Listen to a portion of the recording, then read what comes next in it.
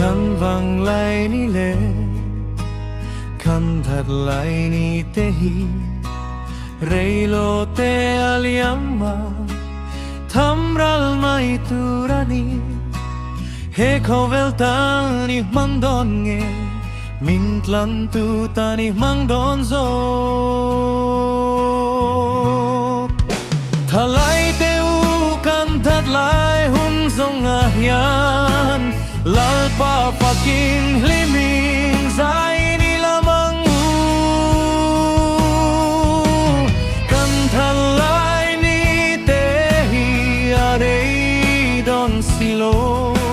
lal pa rereng chungin kan vang lai ni hi chenang u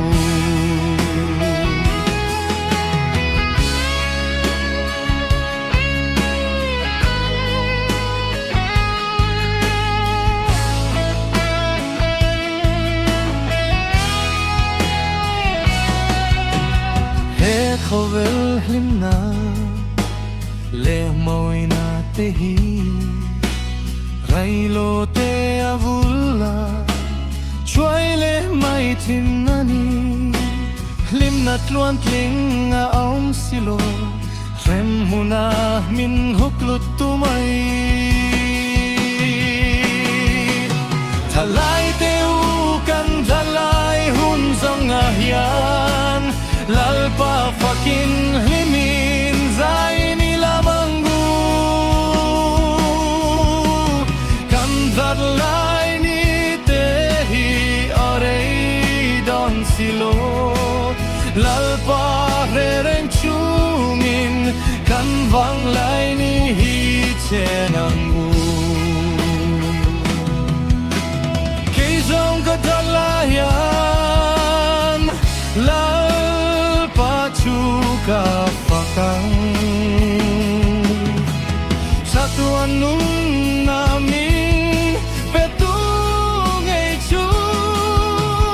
kan vang lai ni le that lai ni te hi min siam tu du daning ka mangang thalai te u kan that lai hun zong a hian lalpa fakin hlimin zai ni lamang u kan that lai ni te hi arei don silo lalpa